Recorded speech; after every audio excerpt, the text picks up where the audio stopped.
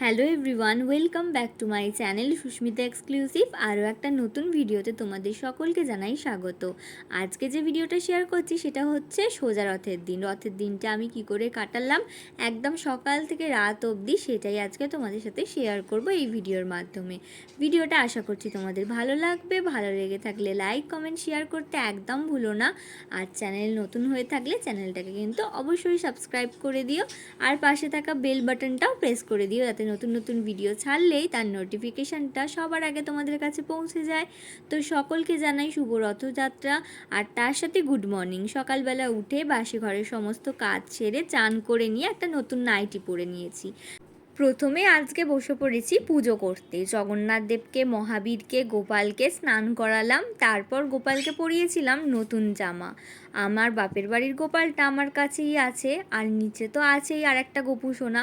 তো দুজনের জন্য কালকে আমি জামা কিনে এনেছিলাম, একটা নীল আর একটা লাল আর সবুজে, আর তার সাথে কিনে এনেছিলাম মিষ্টি।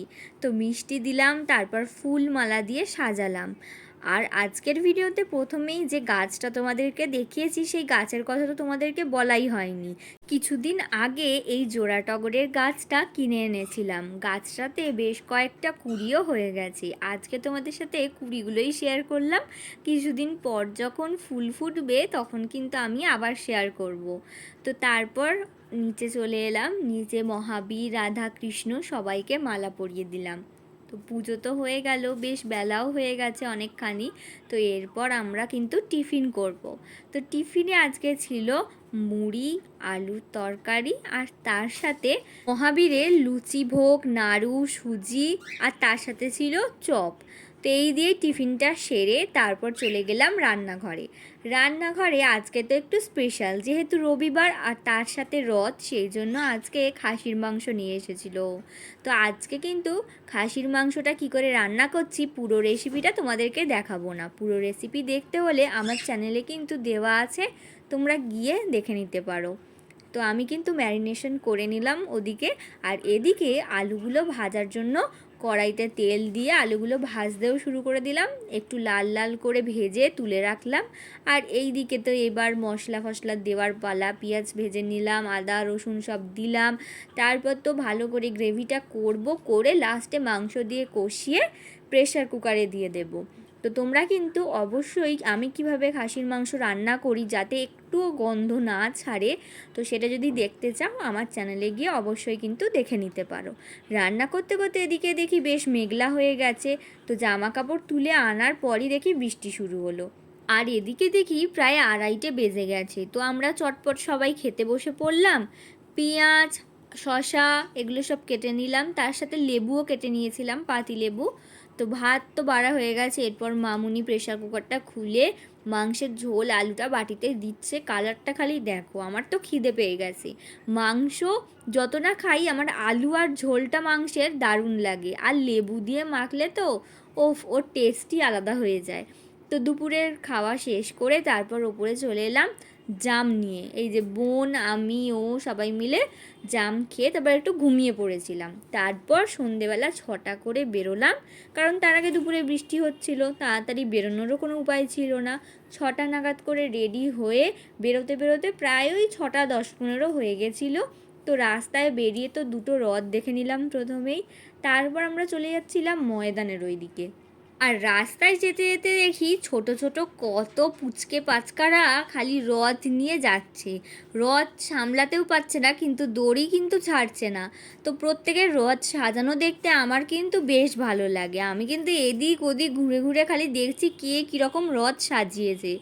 আর বোন বলছিল যে ও টানবে, আমি বললাম চল বড় রথ দেখতে যাচ্ছি, ওখানে গিয়ে একটুখানি টানবি। আর বলতে না বলতে আমরা ময়দানের কাছে চলে এলাম। জানবাড়ির রথটা ওখানেই দাঁড়িয়েছিল। তো জানবাড়ির রথটা ময়দানের ওই দিক দিয়ে যাচ্ছিলো, আর তার সাথে আমরা একটু এগিয়ে ভাবলাম জানবাড়ির রথটাই একটু দড়িটা ধরবো, টান দেবো। তো ওদিক দিয়ে দেখি আর একটা রথ আবার এই দিকে চলে আসছে। তো সবাইকে পুলিশ বললো গাড়ি পেছোতে, সাইডে দাঁড়াতে বলে। গাড়ি পিছিয়ে আবার আমরা সাইড হয়ে দাঁড়ালাম, দেখি ওই দিকেও বড়ই রথ আসছে। তো সেই জন্য আমরা কিন্তু সাইড হয়ে দাঁড়িয়ে গেছিলাম, আর এই রথের কিন্তু দড়ি ধরে নমস্কার করে চলে এলাম। তারপরে কিন্তু রথের দড়িতে টান পড়ে গেছে। তো রথ দেখতে কিন্তু আমার দারুণ লাগে, আর কে কীরকম সাজায়, ছোটোদের রথগুলো দেখতে আমার বেশি ভালো লাগে। তোমাদের কার কার ভালো লাগে অবশ্যই কমেন্ট করে জানিও। দেখো কি সুন্দর না সাজিয়েছে। তো তারপর আমরা চলে এসেছিলাম এখানে তোমার জিলিপি কিনতে, খাজা কিনতে। আমার খাজাটা বেশি ভালো লাগে জিলিপির থেকে। তো খাজা জিলিপি সব কেনা হলো। আর ছিল এইদিকেও অনেক কিছু, সব গজা, তারপর পাঁপড় ভাজা দেখতে পেলাম না, পাঁপড় ভাজাটাও নয় কেনা হতো। তো এখানে কিন্তু ওই গুড়ের জিলিপি নয়, চিনির জিলিপিটা কিনলাম, আর তার সাথে খাজা। চলো কিনে নিয়ে এরপর বাড়ি চলে এলাম। বাড়িতে এসে একটা প্লেটে নিয়েছি, নিয়ে সবাই মিলে খাওয়া হলো। তারপর মামুনি বসে পড়েছিল এখানে রুটি বেলার জন্য, রাত্রিরে রুটি আর তার সাথে মাংস তো আছেই সকালের করা। তো মাংসটা গরম করে নেব, গরম গরম মাংসের ঝোল আর রুটি খাওয়া হবে রাত্রিরে। আজকের মতো ভিডিওটা এখানেই শেষ করছি। আশা করছি তোমাদের ভিডিওটা খুব ভালো লেগেছে। ভালো লেগে থাকলে লাইক, কমেন্ট, শেয়ার করতে একদম ভুলো না। আর নতুন হয়ে থাকলে চ্যানেলটাকে অবশ্যই সাবস্ক্রাইব করে দিও, পাশে থাকা বেল বাটনটাও প্রেস করে দিও আরও নতুন নতুন ভিডিও দেখার জন্য। তো আমরা কিন্তু খাওয়া দাওয়া করে রাত্রিবেলা 10:30টার সময় বেরিয়েছিলাম লং ড্রাইভে। চলো বাই বাই, আজকের মতো ভিডিওটা এখানেই শেষ করছি।